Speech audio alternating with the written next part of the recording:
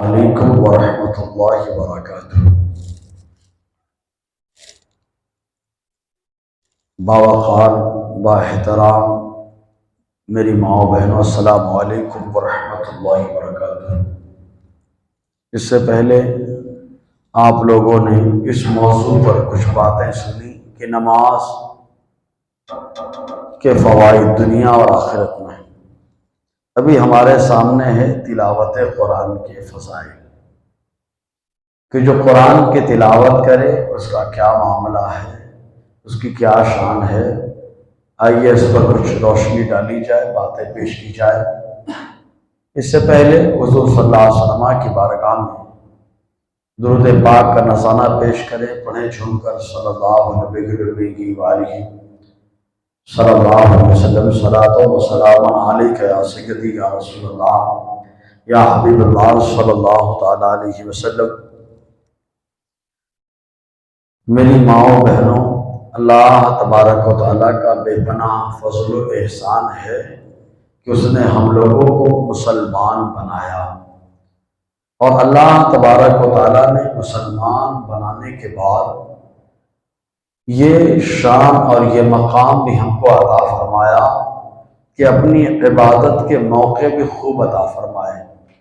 عبادت الگ الگ انداز میں ہوتی ہے۔ ایک عبادت نماز کی شکل میں ہے جس کے بہت سارے فائدے ہیں، پچھلے ہفتے آپ نے سماعت کیا۔ ایک عبادت گھر میں اگر عورت پردے کے ساتھ رہتی ہے تو یہ بھی عبادت ہے۔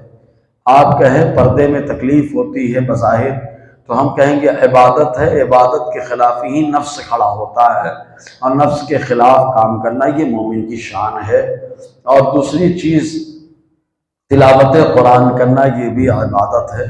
حتیٰ کہ قرآن مقدس اللہ تبارک و تعالیٰ کی وہ عظمت والی کتاب ہے کہ حضور صلی اللہ علیہ وسلم نے فرمایا 5 چیزیں ایسی ہیں کہ ان کا دیکھنا عبادت ہے۔ خالی دیکھا جائے تو اللہ تعالیٰ عبادت کا ثواب عطا فرماتا ہے۔ ان میں سے ایک قرآن مقدس کا دیکھنا، یہ عبادت ہے۔ خانہ کعبہ کا دیکھنا عبادت ہے۔ ماں باپ کے چہرے کو دیکھنا یہ عبادت ہے۔ تو یہ جو دیکھنا عبادت ہے تو قرآن کا دیکھنا یہ عبادت ہے۔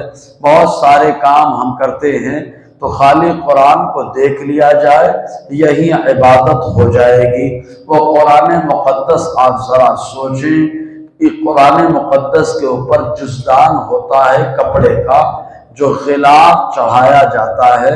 حالانکہ وہ کپڑا ہے، کپڑے کی کوئی عزت نہیں ہے، کوئی وقار نہیں ہے، لیکن جب وہ قرآن مقدس کا غلاف بن گیا، قرآن مقدس کا کور بن گیا، تو اب آج دیکھو جیسے ہی قرآن ہاتھ میں لیتے ہیں، لینے کے بعد فوراً ہم جو چومتے ہیں تو جیسے ہی چومتے ہیں تو غلاف بھی رہتا ہے، وہ بھی چوما جا رہا ہے، قرآن بھی چوما جا رہا ہے۔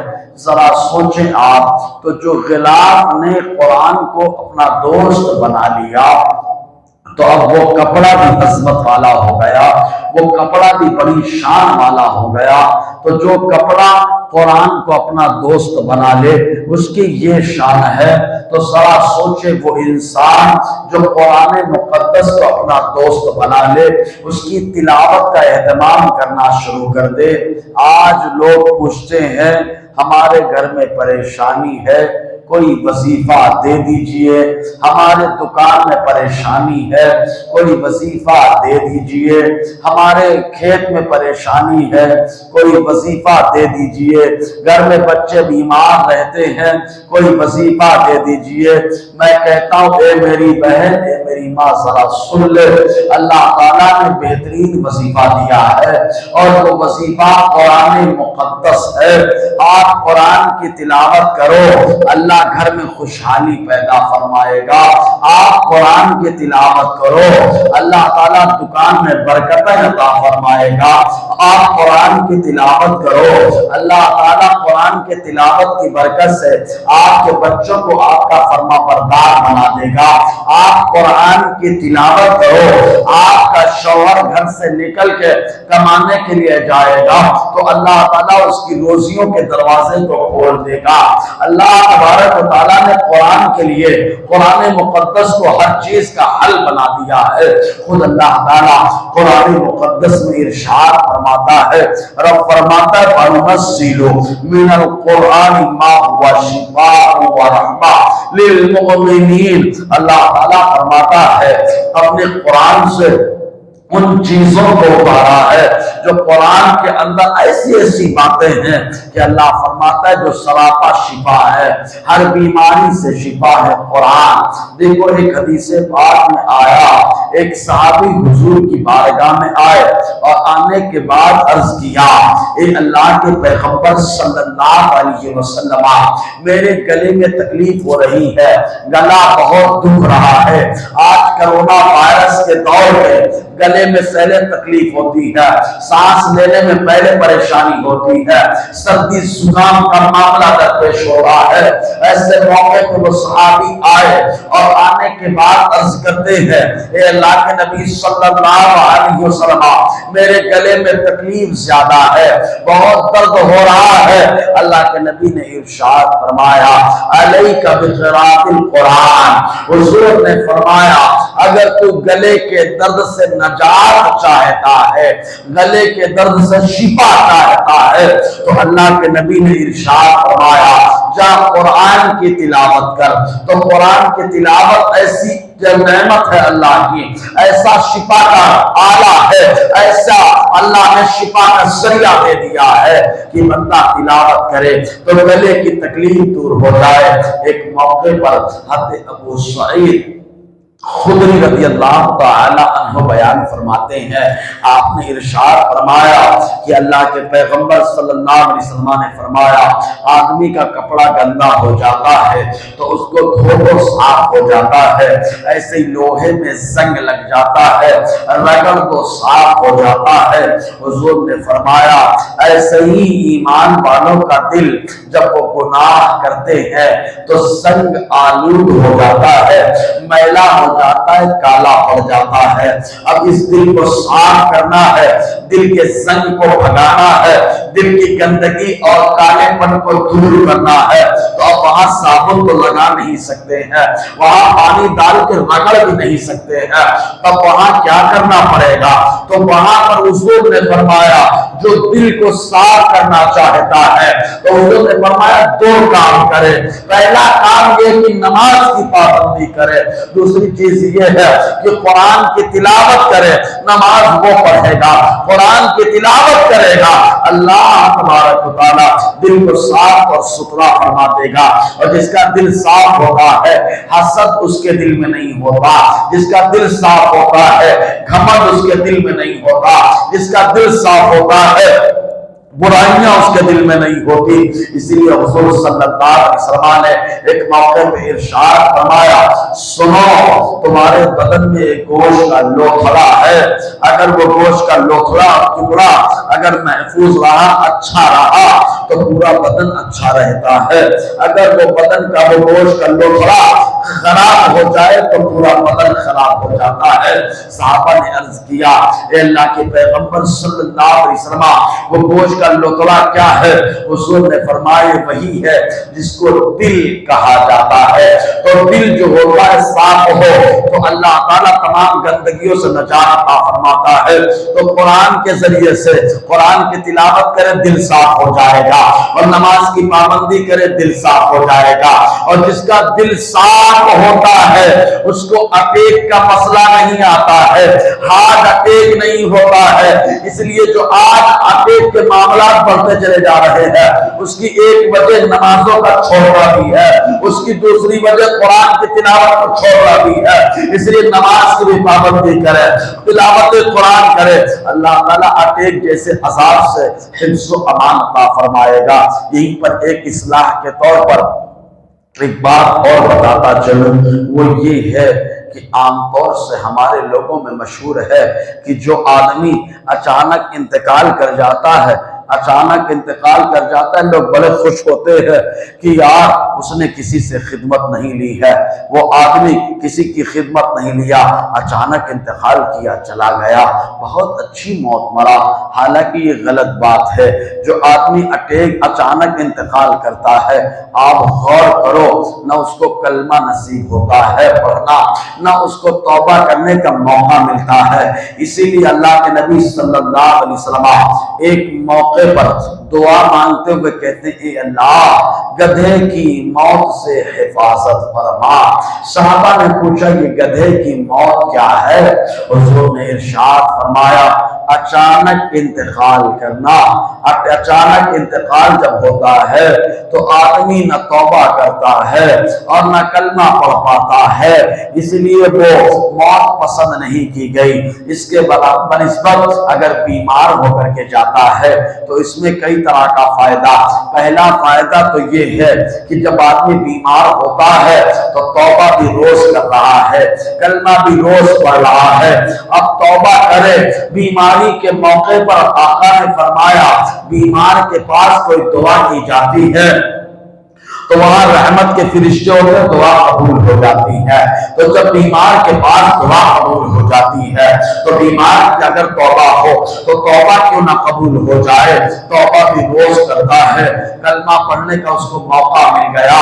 حضور نے فرمایا من قال لا الہ الا اللہ دخل الجنہ، جس نے کلمہ پڑھ لیا اب انتقال کر گیا تو ڈائریکٹ اس کا داخلہ جنت میں ہو جائے گا۔ اسی لیے جب آدمی بیماری میں جاتا ہے تو توبہ بھی کر رہا ہے، کلمہ بھی پڑھ رہا ہے۔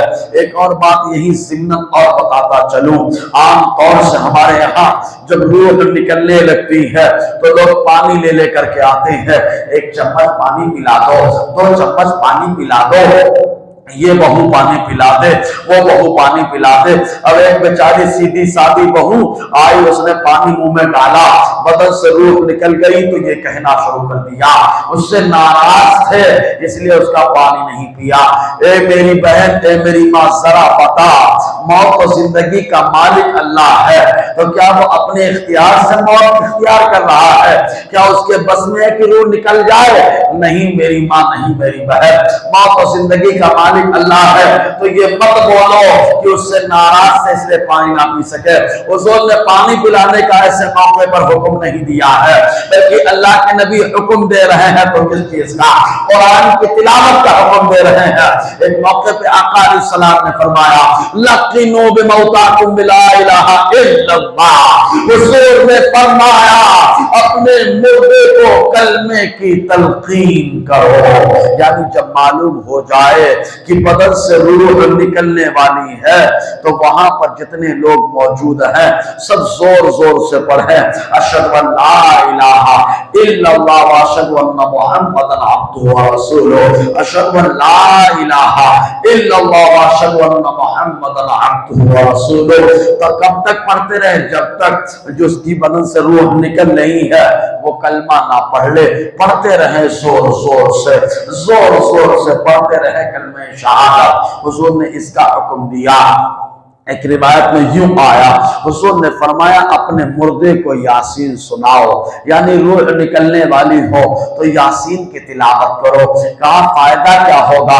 کہا یاسین کی تلاوت سننے میں اور جس کی مدد سے روح نکل رہی ہے اتنا مگن ہو جائے گا، اتنا مگن ہو جائے گا کہ اس کو احساس ہی نہیں ہوگا اس کے بدن سے کب روح نکل گئی۔ تو روح نکلنے میں آسانی ہوتی ہے۔ ایک روایت میں حضور نے یوں فرمایا، اللہ کے نبی ارشاد فرماتے ہیں اپنے مردے کے سامنے سورہ رعد کی تلاوت کرو۔ تو یہ میری ماں ہے، میری بہن سن لے، جب سورہ رعد کی تلاوت ہو، سورہ یاسین کی تلاوت ہو، بدن سے روح آسانی سے نکل جاتی ہے، تکلیف نہیں ہو رہے پاتی۔ تو میں کہتا ہوں کہ بدن سے روح نکلنے میں آسانی ہو جاتی ہے تو اللہ کے کرم سے اگر آپ تلاوت کریں تو گھر سے پریشانی نکل جائے گی، گھر کا درد ختم ہو جائے گا۔ اگر آپ تلاوت کریں تو بدن کا درد بھی ختم ہو جائے گا اور گھر کی پریشانی بھی ختم ہو جائے گی۔ مزید یہ کہ آقا علیہ السلام نے یہ حکم دیا تو یہ 3 کام کیے جائے، یاسین کی تلاوت کی جائے، سورہ رات کی تلاوت کی جائے، کلمہ شہادت کی تلقین کی جائے، یہ سب کرنے کی سخت ضرورت ہے، ماحول بنانا پڑے گا۔ بہرکیف تو حضور نے فرمایا اللہ گدھے کی موت سے بچا۔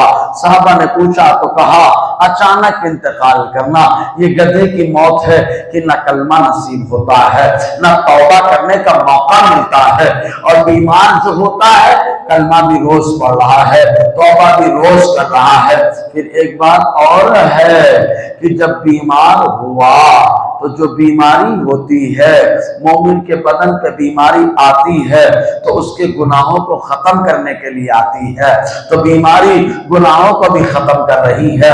مزید یہ کہ جب ہمارے نبی صلی اللہ علیہ وسلم بیمار ہوئے اور آقا بیمار ہو کر کے پردہ فرما گئے، حضور کئی دنوں تک تقریباً 3 دن تک سخت بخار تھا حضور کو، پھر اس کے بعد حضور پردہ فرما گئے، اور اللہ تعالیٰ اپنے نبی کے ساتھ ویسے ہی معاملہ فرماتا ہے۔ جو معاملہ اللہ کو پسند ہوتا ہے تو معلوم یہ ہوا کہ بیمار ہو کر کے انتقال اگر ہو تو یہ اللہ کو زیادہ پسند ہے۔ تو اور دوسری بات یہ ہے کہ جب بندہ بیمار ہوتا ہے تو معلوم ہو جاتا ہے کون اپنا ہے کون پرایا ہے، اس لیے کہ جو اپنا اپنا ہوتا ہے وہ بڑی خدمتیں کرتا ہے، اور خدمت کے صدقے میں بیمار کی زبان سے جو دعا نکلتی اللہ قبول فرماتا ہے۔ تو میری ماں بہنوں آؤ ذرا قرآن کی تلاوت کا فائدہ دیکھو، تو اٹیک کی جو ہے بیماری سے نجات قرآن دلاتا ہے، اس لیے کہ حضور نے فرمایا دل میں جب سنگ لگ گیا تو اس سنگ کو ختم کرنا ہے، اس کالے پن کو ختم کرنا ہے، اس گندگی کو ختم کرنا ہے، تو قرآن کی تلاوت کرو، نماز کی پابندی کرو۔ یہ قرآن کہتا ہے قرآن کے اندر سراپا شفا ہے۔ ایک موقع پر اللہ کے نبی صلی اللہ علیہ وسلم نے ارشاد فرمایا اللہ علیکم بالشفاءین، تمہارے اوپر 2 چیزیں لازم ہیں جن میں اللہ تعالیٰ نے شفا رکھ دیا ہے۔ صحابہ نے پوچھا وہ 2 چیزیں کون سی ہیں؟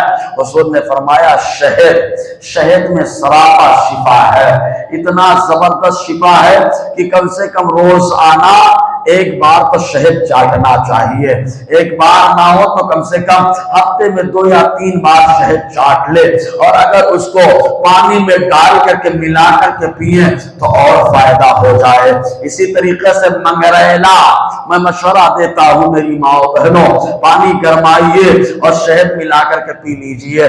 مزید یہ کہ آپ کے گھر میں کھانا پکتا ہے تو منگریلا جس کو بولتے ہیں، کلونجی اردو میں کہا جاتا ہے، وہ کالے کالے دانے کا ہوتا ہے، مسالے میں جیسے آپ سالن کا مسالہ ہے اور کیا کہتے ہیں دال کے لیے چٹنی وغیرہ کا اہتمام کرتی ہے، جو بھی پیستی ہے ٹھیسا وغیرہ، تو اس کے اندر منگریلا اور کلونجی کا بھی استعمال کیا کرو، اس کو مسالے میں پیس لیا کرو۔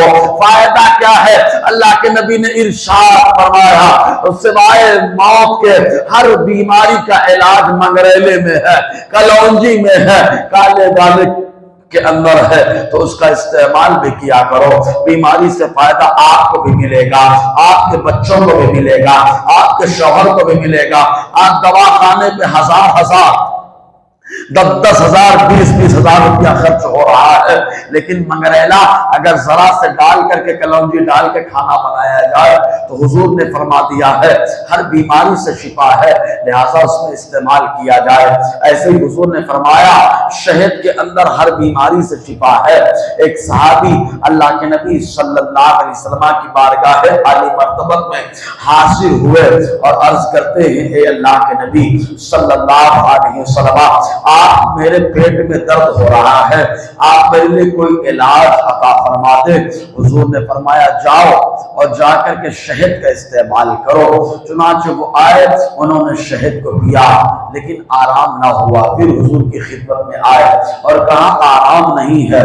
حضور نے فرمایا جا کر پھر شہد پی لے، جا کر کے پیا آرام نہ ہوا، 3 بار جا کر کے پیا آرام نہ ہوا۔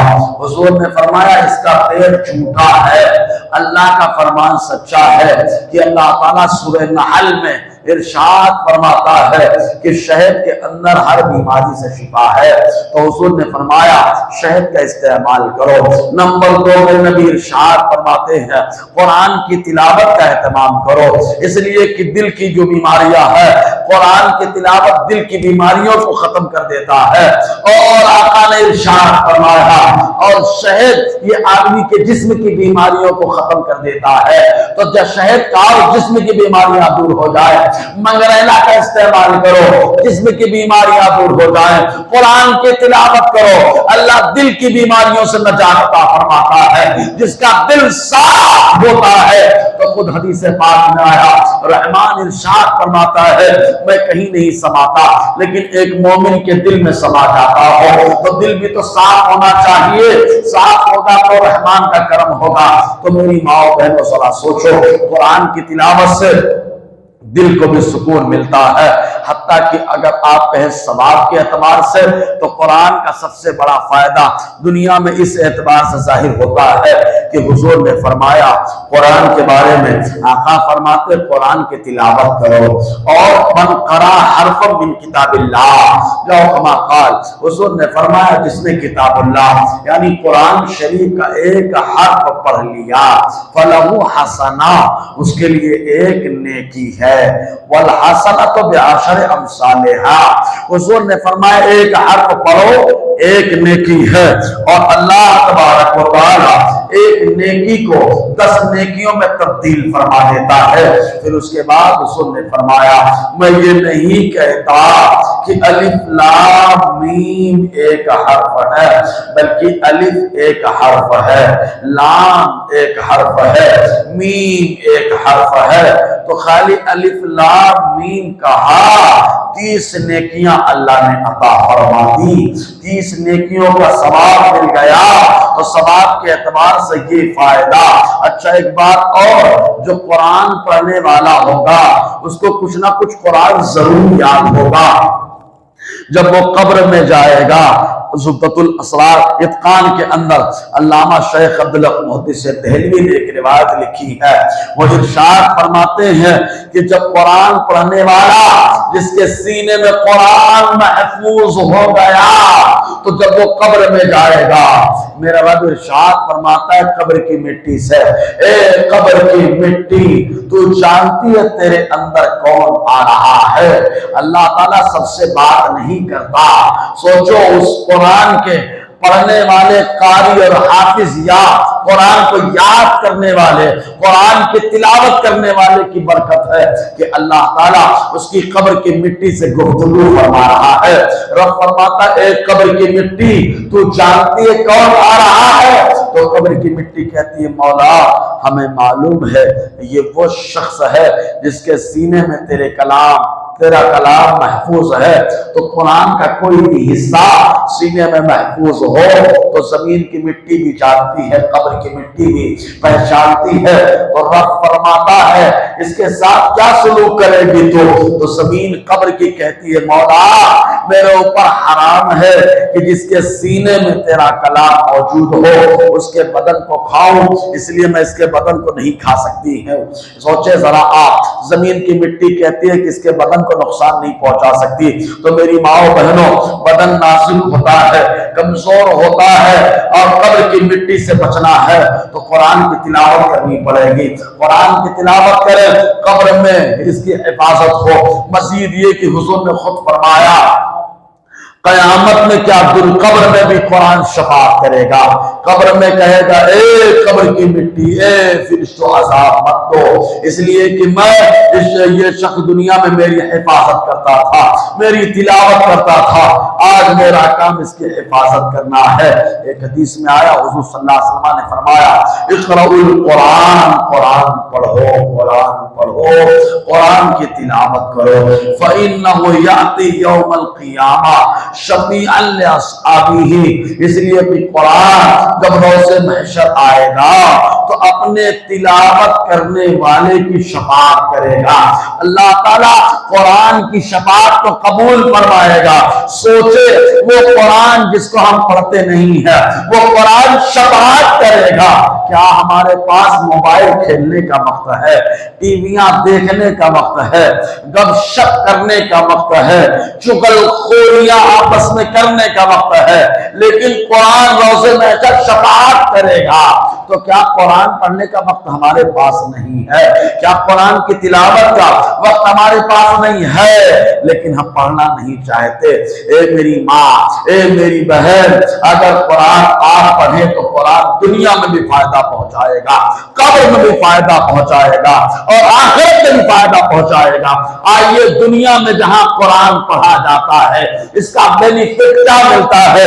آؤ ایک حدیث پاک میں حضور صلی اللہ علیہ وسلم نے فرمایا وہ جس گھر میں قرآن نہیں پڑھا جاتا وہ ویران گھر ہے، اور حضور نے فرمایا جہاں قرآن پڑھا جاتا ہے وہ گھر آباد ہو جاتا ہے۔ تو اپنے گھر کو آباد کرانا ہے تو قرآن پڑھیے، گھر آباد ہو جائے گا۔ آؤ قرآن میں سے ایک سورت ہے جس کا نام سورہ فاتحہ ہے، ہم لوگ اس کو سورہ الحمد کہتے ہیں۔ اس کا فائدہ کیا ہے؟ کچھ نہیں آتا تو کم سے کم گھر میں سورہ فاتحہ پڑھ لیا کریں۔ الحمدللہ رب العالمین الرحمن الرحیم مالک یوم الدین ایاک نعبد و ایاک نستعین، پوری سورہ مقدس کی تلاوت کر لیں۔ فائدہ کیا ہے؟ تو آؤ دیکھو اس کا فائدہ ابو موسیٰ ابو سعید خدری رضی اللہ تعالی عنہ بیان فرماتے ہیں، یہ حدیث بخاری شریف کے اندر موجود ہے۔ یہ کہتے ہیں صحابہ کرام کی ایک جماعت کو آقا علیہ السلام نے غیروں سے مقابلے کے لیے روانہ فرمایا، چنانچہ یہ قافلہ، یہ لشکر روانہ ہو گیا مدینہ طیبہ سے۔ روانہ ہونے کے بعد ایک جگہ پہنچے جہاں پر کچھ لوگ رہتے تھے، تو وہاں پر جو ایک شخص تھا وہ چودھری تھا، وہ وہاں کا سرپنچ تھا، وہ وہاں کا سب سے بڑا زمیندار تھا۔ چنانچہ اس کا ایک ہی لڑکا تھا۔ صحابہ کرام نے اس گاؤں میں پہنچنے کے بعد ان گاؤں والوں سے گزارش کی کہ آپ لوگ ہمیں اپنا مہمان بنا لو، آپ لوگ ہماری خدمت کرو، آپ لوگ ہمارے جو ہے ساتھ اچھا سلوک کرو۔ تو ان گاؤں والوں نے انکار کر دیا اور کہا نہیں، ہم آپ کو مہمان نہیں بنا سکتے ہیں، ہم آپ کی خدمت نہیں کر سکتے ہیں، ہم آپ کے جو ہے ضیافت کا اہتمام نہیں کر سکتے ہیں۔ صحابہ کرام نے کہا ٹھیک ہے جیسی تمہاری مرضی۔ وہیں گاؤں کے پاس میں صحابہ کرام نے خیمہ لگایا اور لگا کر کے صحابہ کرام وہیں پر ٹھہر گئے۔ اتنے میں چودھری کا بچہ، سرپنچ کا لڑکا جو اکلوتا تھا، اس کو سانپ نے کاٹ لیا۔ سانپ کا زہر پورے بدن پہ چڑھنے لگا۔ لوگ پریشان ہو گئے، اب کیا کرنا چاہیے؟ تو اس چودھری نے اپنے بیٹے کو گود میں اٹھایا اور بھاگتے بھاگتے بھاگتے بھاگتے صحابہ کرام کے پاس آیا، اور آنے کے بعد صحابہ کرام سے کہا یہ میرا اکلوتا لڑکا ہے جس کو سانپ نے ڈس لیا ہے، سانپ کا زہر اس کے بدن پر چڑھ رہا ہے، اگر آپ میں سے کوئی ایسا شخص ہے جو اس کو ٹھیک کر سکتا ہے تو میں اس کو انعام سے نوازوں گا، اگر کوئی ایسا شخص ہے جو درست کر سکتا ہے، زہر کو ختم کر سکتا ہے تو میں اس کو انعام سے نوازوں گا۔ چنانچہ جیسے ہی کہا، ابو سعید خدری رضی اللہ تعالی عنہ کہتے ہیں چونکہ صحابہ کرام کو ضرورت تھی سامان کی، صحابہ کرام کو ضرورت تھی جو ہے سامان کی، کھانے پینے کے سامان کی، تو صحابہ کرام نے یہ کہا اگر تم ہم کو بکریوں کا ایک ریوڑ یعنی بکریوں کی ایک جماعت یا 40 بکریاں، دو روایتیں، ہمیں دے دو، ہم تمہارے بیٹے کو ٹھیک کر دیں گے۔ کہا ایک ہی بیٹا ہے، تم ٹھیک کر دو، انعام سے نہلا دوں گا۔ چنانچہ صحابہ کرام میں سے ابو سعید خدری رضی اللہ تعالی عنہ کہتے ہیں میں آگے بڑھا اور بڑھنے کے بعد میں نے پڑھ کر کے اس کے بچے پر دم کر دیا۔ وہ بچہ جو آیا تھا بے دم تھا، آیا تھا زہر میں ڈوبا تھا، آیا تھا موت و زندگی کا مقابلہ کر رہا تھا۔ ان صحابی نے ہونٹ ہلائے، ہلانے کے بعد دم کر دیا، اس کا زہر ختم ہو گیا، بچہ اٹھ کر کے چلنے لگا۔ جب بچہ اٹھ کر کے چلنے لگا تو بکریوں کا ریوڑ یا 40 بکریاں صحابہ کو دی گئیں۔ تو صحابہ کرام میں دو گروہ ہو گئے، کچھ لوگوں نے کہا کہ کھایا جائے، کچھ لوگوں نے کہا نہیں حضور کے پاس لے جایا جائے، اللہ کے نبی جو فیصلہ کریں گے اس پر عمل کیا جائے گا۔ چنانچہ صحابہ کرام نے مشورہ کر لیا اس کے بعد جب مدینہ طیبہ صحابہ کرام واپس آئے تو آقا علیہ السلام کے سامنے یہ معاملہ درپیش ہوا کہ اللہ کے نبی صلی اللہ علیہ وسلم ایسا ایسا معاملہ ہو گیا۔ حضور نے ارشاد فرمایا، اے ابو سعید خدری رضی اللہ تعالیٰ عنہ، یہ بتائیے کہ آپ نے کیا پڑھ کر کے دم کیا تھا کہ بچے کا زہر ختم ہو گیا؟ جو سانپ کا زہر چل رہا تھا اس کے بدن سے اس کے اثرات ختم ہو گئے۔ حضرت ابو سعید نے عرض کیا، اے اللہ کے پیغمبر صلی اللہ علیہ وسلم، ہم نے خالی سورہ فاتحہ یعنی الحمد و شریف پڑھا ہے، پڑھ کر کے دم کر دیا ہے، زہر ختم ہو گیا۔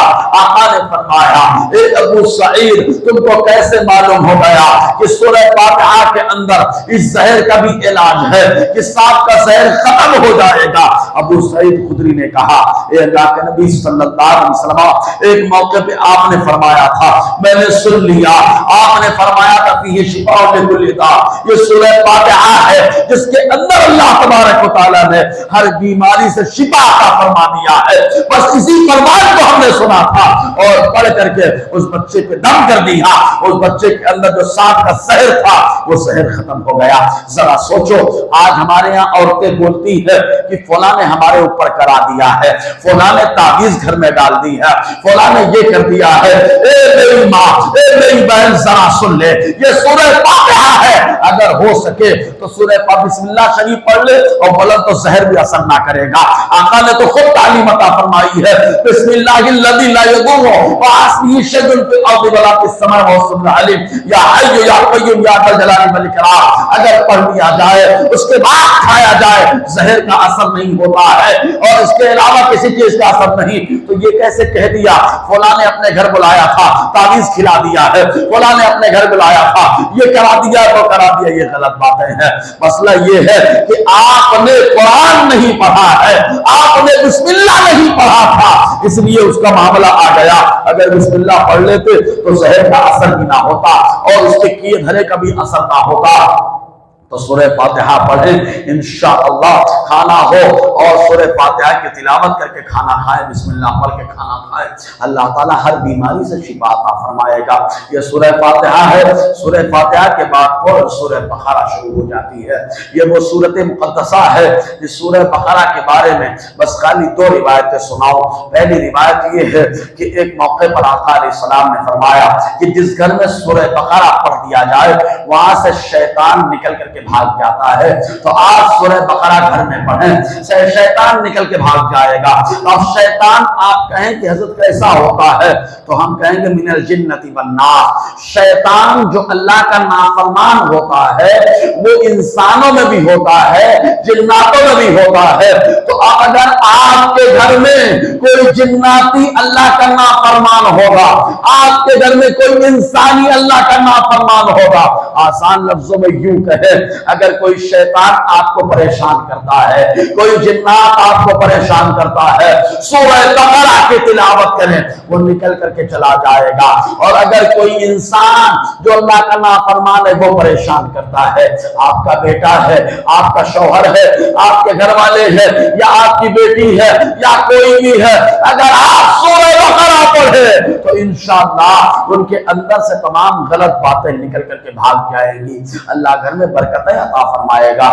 معلوم اسی سورہ بقرہ کے اندر ایک موقع آیا، ایک صحابی ہیں ابو سعید خدری بیان فرماتے ہیں مشکات کی حدیث پاک، اس صحابی کا نام ہے اسید ابن حضیر رضی اللہ تعالی عنہ۔ یہ کہتے ہیں ایک مرتبہ ہم لوگوں نے اپنے باغ میں کھجوروں کو توڑا اور کھجوروں کا کھلیان لگا دیا، یعنی ایک جگہ کھجوروں کو اکٹھا کر دیا، اور اکٹھا کرنے کے بعد حضرت اسید ابن حضیر رضی اللہ تعالی عنہ کہتے ہیں میں نے اپنے گھوڑے کو دور باندھ دیا، اور ایک شخص جن کا نام یحییٰ تھا، وہ بھی صحابی ہے، چھوٹے تھے، عمر کم ہے، ان کو جو ہے کھلیان میں مطلب جہاں کھجوریں اکٹھا کی گئی تھی وہی گھوڑے کے پاس لٹا دیا گیا۔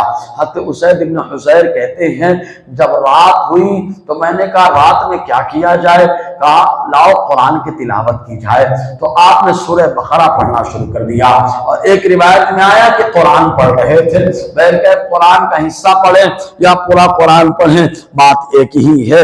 حضرت اسید ابن حضیر شاعر کہتے ہیں جیسے ہی میں سورہ بقرہ پڑھتا یا قرآن پڑھتا تو گھوڑا جو تھا اچھلنے لگتا، جیسے ہی پڑھتا اچھلنے لگتا، میں رک جاتا تو گھوڑا بھی رک جاتا، میں پڑھتا تو پھر اچھلنے لگتا، پھر میں رک جاتا۔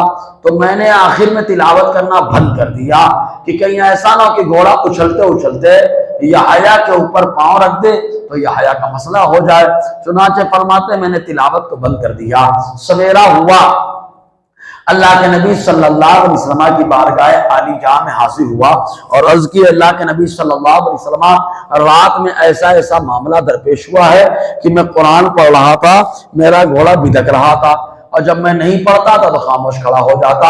حضور نے ارشاد فرمایا اے اسید ابن حضیر سن لیجئے، آپ کے اوپر اللہ تعالیٰ رحمت نازل فرما رہا تھا، سکینہ نازل فرما رہا تھا اور رحمت کے فرشتے آپ کے اوپر سایہ کر رہے تھے۔ جس کو آپ کا گھوڑا دیکھ رہا تھا مارے خوشی کے مچل رہا تھا۔ معلوم یہ ہوا کہ قرآن پڑھا جائے یا سورہ بقرہ پڑھی جائے تو ایسی صورت میں گھوڑا دیکھتا ہے، جانورہ دیکھتا ہے کہ کیا آ رہی ہے، کیا اللہ کی رحمتیں نازل ہو رہی ہیں۔ انسان اگر ان رحمتوں کو دیکھے تو وہ بھی مچل جائے۔ تو سورہ بقرہ پڑھو، رحمت نازل ہو جائے۔ قرآن پڑھو، اللہ تبارک و تعالیٰ فرشتوں کو بھیج کر کے سایہ کروا دیتا ہے، اور قرآن پڑھو اللہ تبارک و تعالیٰ جو ہے سکینہ نازل فرماتا ہے۔ سکینہ کا مطلب ہوتا ہے ایسی چیز جس سے آدمی کو سکون مل جائے، قرار مل جائے۔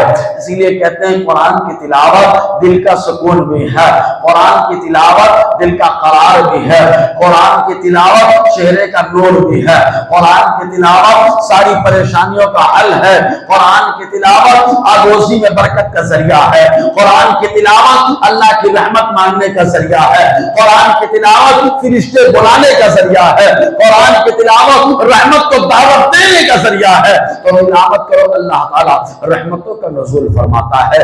تو سورہ فاتحہ ہر بیماری کے اس کے اندر شفا ہے، سورہ بقرہ شیطان بھاگتا ہے، اس سے اللہ کی رحمتیں نازل ہوتی ہیں۔ یہ ہے سورہ بقرہ، اور سورہ بقرہ کے اندر تو آیت الکرسی ہے، وہ آیت الکرسی جس کے بارے میں شیطان نے کہا تھا کہ اگر آیت الکرسی پڑھ لی جائے تو وہاں پر کوئی شیطان نہیں آتا ہے۔ اللہ تبارک و تعالیٰ نے اور بہت ساری چیزیں عطا فرمائی ہے۔ تو سورہ بقرہ ہے اور سورہ قرآن، سورہ فاتحہ، سورہ بقرہ کی تلاوت ہو۔ پھر میری ماں بہنیں ایک چیز اور میں یاد کرانا چاہتا ہوں، حضور صلی اللہ علیہ وسلم نے جو فارمولہ دیا ہے کہ جس کے گھر میں سورہ واقعہ ایک بار پڑھی جائے وہ کبھی محتاج نہ ہوگا، پریشان نہ ہوگا، اس کے مال میں برکت ہوتی ہے۔ چنانچہ عبداللہ ابن مسعود رضی اللہ تعالی عنہ کے خالی بیٹیاں ہی بیٹیاں تھیں، بیٹے ایک بھی نہ تھے۔ چنانچہ یہ سورہ واقعہ کے بڑے پابند تھے، روز اس کی تلاوت کرتے تھے۔ چنانچہ ایک موقع آیا کہ عبداللہ ابن مسعود رضی اللہ تعالی عنہ بیمار ہو گئے، تو سب بیٹیاں ہی بیٹیاں بیمار ہو گئے۔ حضرت عثمان غنی رضی اللہ تعالی عنہ کی خلافت کا زمانہ تھا۔ حضرت عثمان غنی داماد رسول ذو النورین ذو الہجرتین رضی اللہ تعالی عنہ حضرت عبداللہ ابن مسعود کو دیکھنے کے لیے تشریف لے گئے۔ جب وہاں گئے تو آپ کی بیماری کو دیکھا، تو بیماری کو دیکھ کر کے چند سوالات کیے۔ پہلا سوال یہ ہے کہ کیا کسی طبیب اور ڈاکٹر کو بلایا جائے؟ تو عبداللہ ابن مسعود نے کہا نہیں، کوئی طبیب اور ڈاکٹر کی ضرورت نہیں ہے، میرا طبیب میرا اللہ ہے، وہی شفا دینے والا ہے۔ پھر اس کے بعد اور بھی کئی سوالات کیے، آخر میں ایک سوال کیا، اے عبداللہ ابن مسعود سنو، میں یہ چاہتا ہوں کہ بیت المال جو اسلامی حکومت ہو تو جہاں پیسہ جمع ہوتا ہے اس کو بیت المال کہا جاتا ہے۔ تو کہا کہ میں یہ چاہتا ہوں کہ بیت المال سے تمہارے لیے کچھ پیسہ مختص کر دیا جائے، کچھ وظیفہ مختص کر دیا جائے، خاص کر دیا جائے۔ تو عبداللہ ابن مسعود رضی اللہ تعالی عنہ نے کہا کہ کیا آپ ڈرتے ہیں کہ میرے بچے محتاج ہو جائیں گے، میرے انتقال کے بعد میری بچیوں کا کوئی کفیل نہیں ہوگا؟ نہیں ہے عثمان غنی رضی اللہ تعالی عنہ، ایسا نہیں ہے معاملہ یہ ہے کہ میں نے اپنی بچیوں کو بتا رکھا ہے کہ حضور نے فرمایا جو سورہ واقعہ کی تلاوت کرے گا وہ کبھی محتاج نہیں ہوگا۔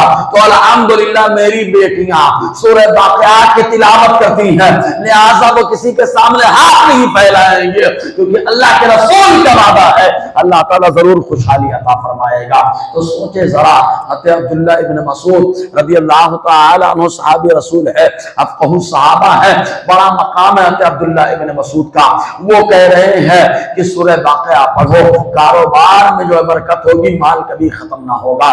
تو آپ نے اپنی بیٹیوں کو بھی یہ تعلیم عطا فرمائی ہے۔ تو اے میری ماؤں بہنوں، آپ چاہتی ہو کہ گھر کے کاروبار بہتر ہو جائے، تجارت میں برکتیں ہو جائے، آپ کا شوہر ڈھیروں کمائے، خوب اللہ تعالیٰ نعمت عطا فرمائے، تو آپ گھر میں سورہ واقعہ کی تلاوت کرو، اسباب ظاہراً ہو یا نہ ہو، لیکن اللہ تعالیٰ محتاجی سے نجات عطا فرمائے گا، دوسرے کے سامنے آنکھ پھیلانے کی ضرورت نہ پڑے گی۔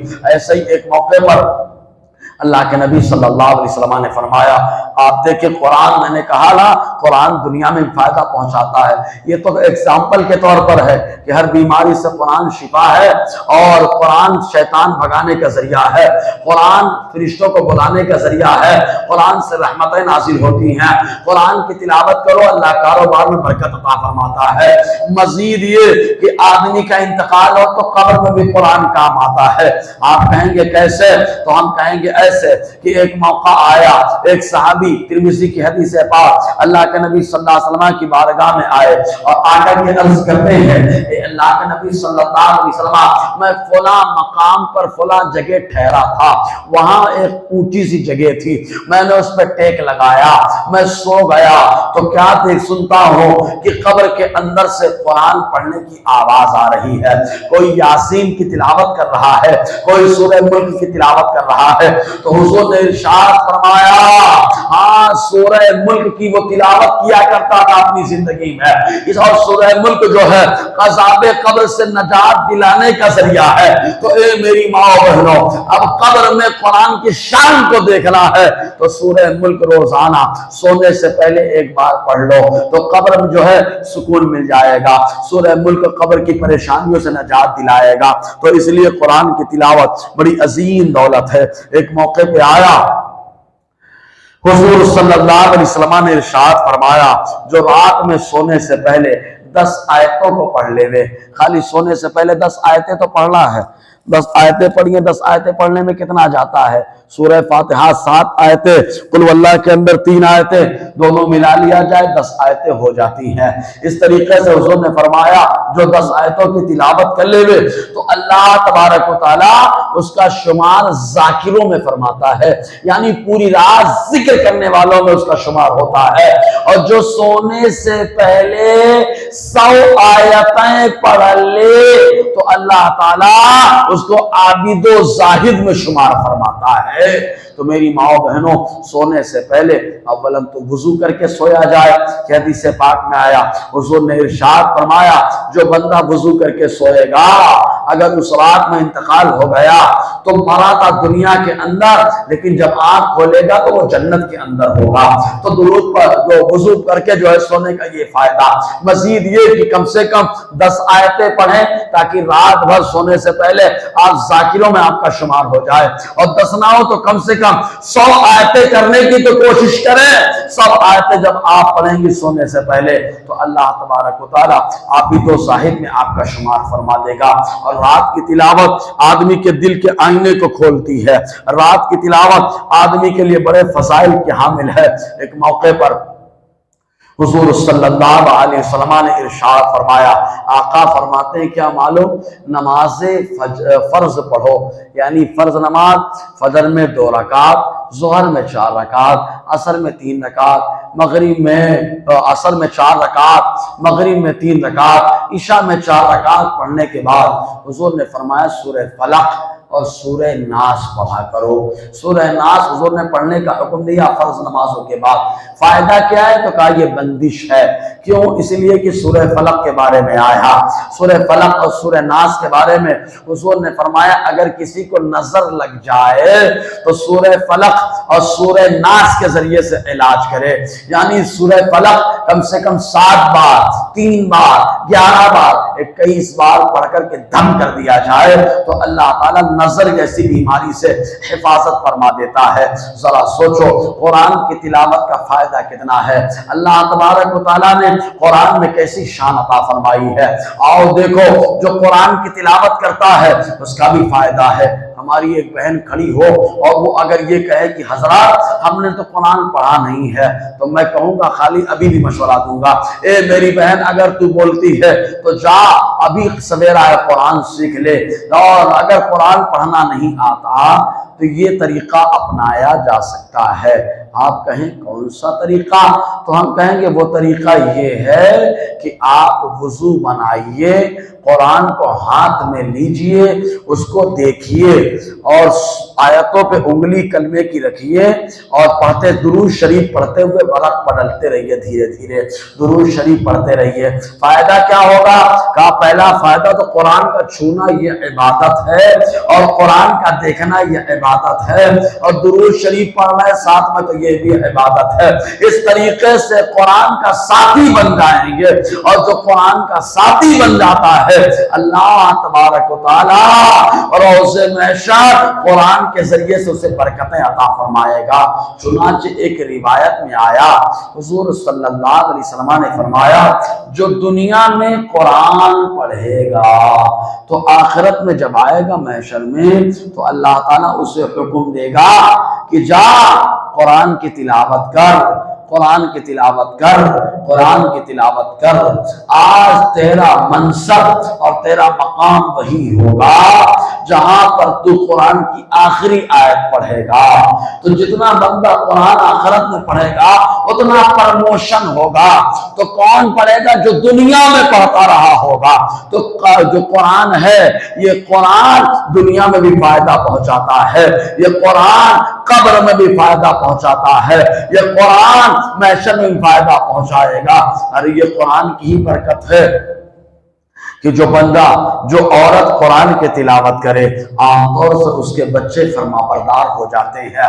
جو قرآن کی تلاوت عورت کرتی ہے اس کا شوہر محنت کش ہوتا ہے، حلال روزیاں کمانے والا ہوتا ہے۔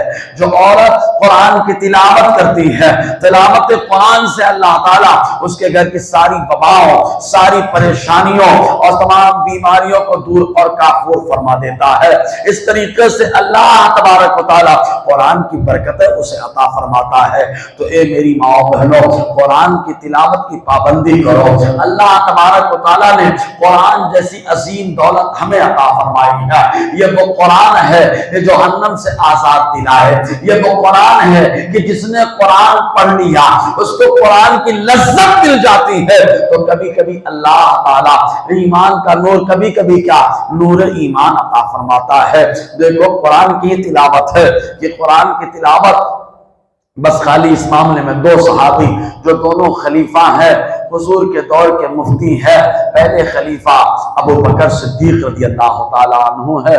چنانچہ یہ قرآن پڑھتے تھے تو معاملہ کیا ہے، یہ بھی قرآن پڑھتے حضور کے پاس۔ ان کے والد ابو قحافہ بھی حضور کے پاس قرآن پڑھے، ان کی والدہ ام سلمہ حضور کے پاس قرآن پڑھی، ان کی بیٹی ماں عائشہ صدیقہ رضی اللہ تعالی عنہا نے حضور کے پاس قرآن پڑھا، حضرت اسماء جو آپ کی شہزادی ہے انہوں نے بھی حضور کے پاس قرآن پڑھا، آپ کے نواسے حضرت عبداللہ ابن زبیر حضور کے پاس قرآن پڑھے، آپ کے بیٹے عبد الرحمن حضور کے پاس قرآن پڑھے، محمد حضور کے پاس قرآن پڑھے۔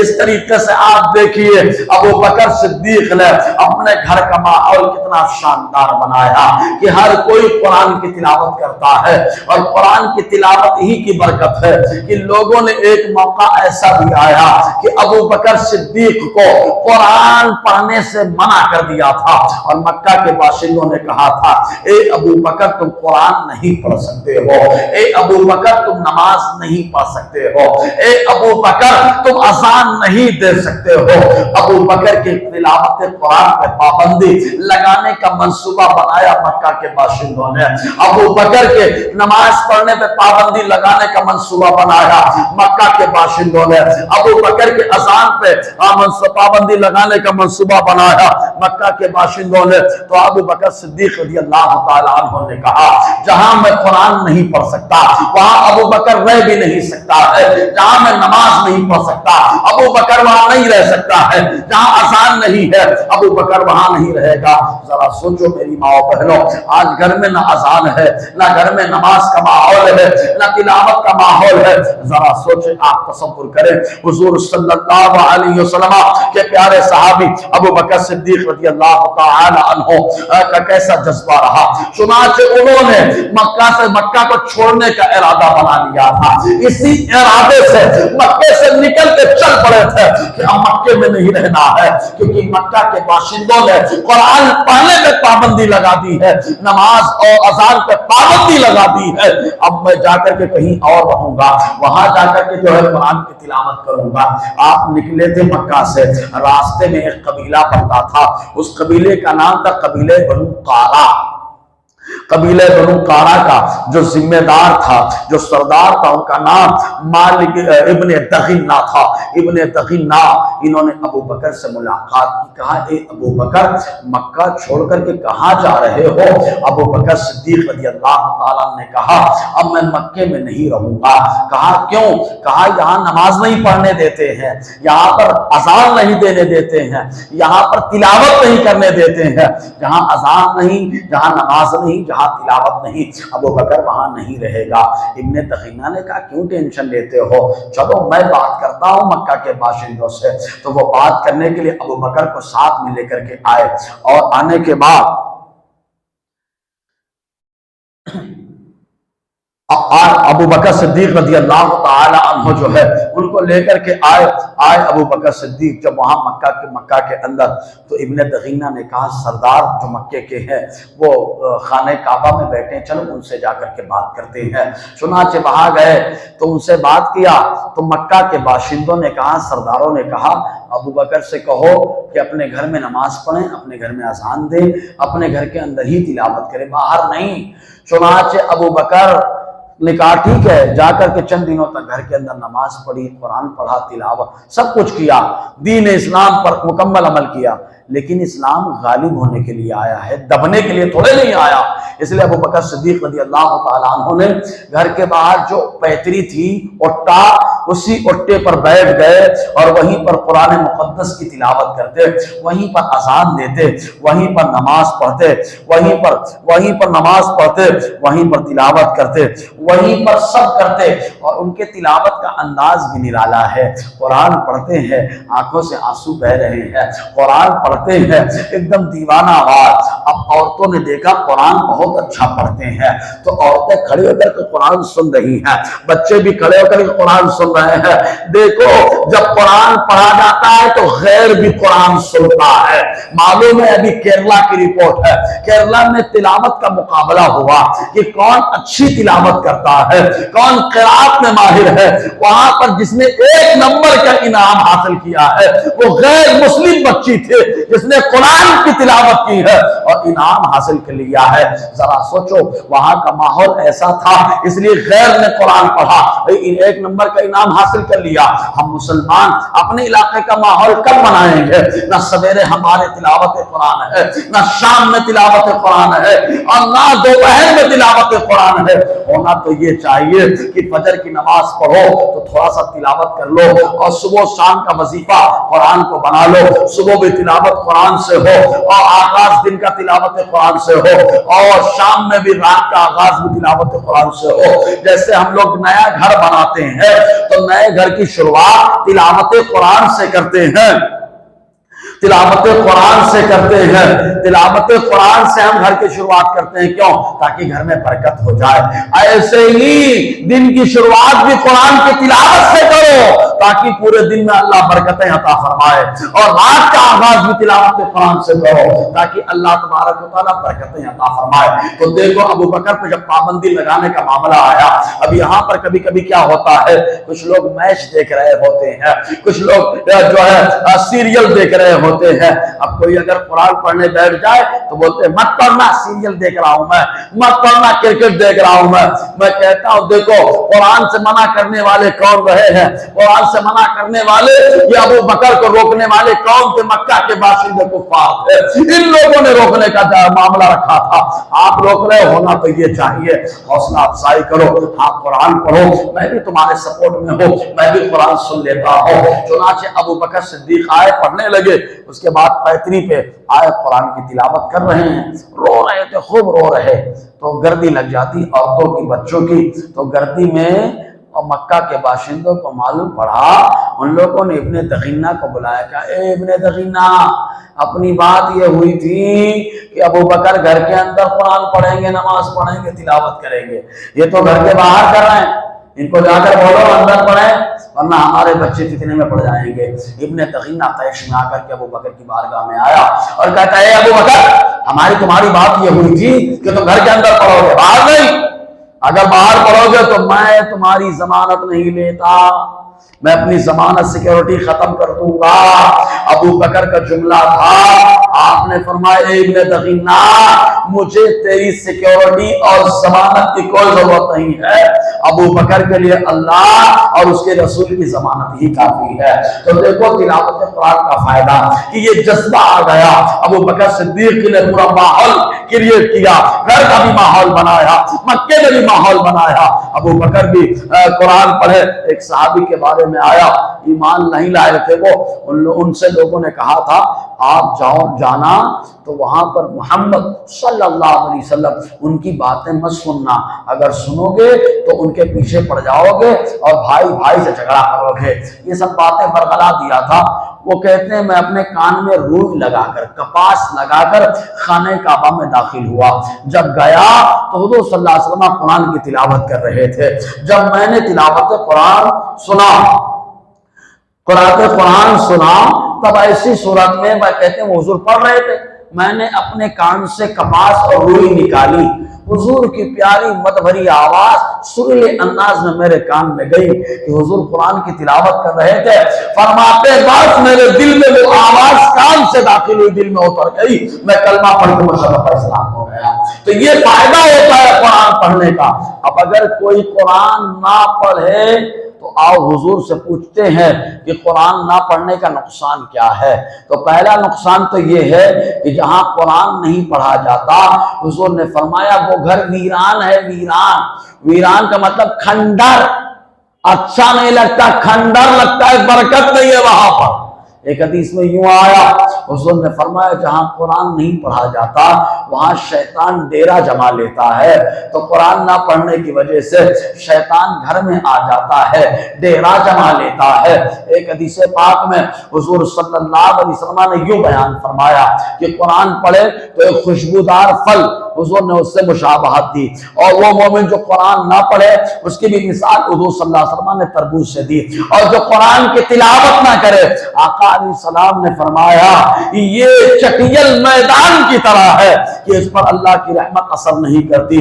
تو اگر سوچو قرآن کی تلاوت نہ کرنے سے ایک تو دل کا زنگ صاف نہیں ہوتا، دل میں سیاہی جمی رہتی ہے، مزید یہ کہ پریشانیاں دور نہیں ہوتی ہے، تو ضرورت اس بات کی ہے کہ تلاوت قرآن کرے، سویرے پڑھیں فجر کی نماز تو تھوڑی سی تلاوت ضرور کرے، چاہے ایک آیت کیوں نہ ہو، روز قرآن کی تلاوت کرے تاکہ قرآن دنیا میں بھی فائدہ پہنچائے، قبر میں بھی ہمارے کام آئے، آخرت میں بھی قرآن ہماری شفاعت کرا کر کے جنت کے اندر لے کر کے جائے۔ اسی طریقے سے اور بہت ساری باتیں ہیں۔ اللہ تبارک و تعالی ہم لوگوں کو تلاوت قرآن کے فیوز و برکات سے مالا مال فرمائے۔ مجھے امید ہے آپ نے یہ سنا ہوگا۔ اب ایک چیز اور دیکھیں، سورہ فاتحہ میں، سورہ فلق میں، سورہ ناس میں کتنی برکتیں ہیں، سورہ یاسین میں کتنی برکت ہے۔ سورہ یاسین کو تو حضور نے قرآن کا دل کہا ہے، دل۔ سوچے دل کتنا زبردست ہوتا ہے۔ تو جب آج سویرے قرآن کی تلاوت کریں تو اپنے اوپر بھی دم کریں، اپنے بچوں پر بھی دم کر دیا کریں، اپنے گھر میں جو بیمار ہیں ان کے اوپر بھی دم کر دیا کریں۔ انشاءاللہ آپ کی تلاوت آپ کریں گی تو آپ کی زبان میں برکت آئے گی، زبان سے جو ہوا ٹک ہو کر کے نکلے گی بیمار کے اوپر جائے گی، اللہ اس کی بیماری کو بھی دور فرمائے گا۔ تو بہرحال ان چیزوں کی پابندی کرنے کی کوشش کریں اور نمازوں کا ماحول بنائیں، نماز میں کوتاہی بالکل نہ کریں، نماز کی پابندی کریں، تلاوت قرآن کریں، انشاءاللہ گھر میں بہت برکتیں ظاہر ہوں گی۔ اللہ تعالی ہم سب کو ڈھیروں برکتوں سے مالا مال فرمائے۔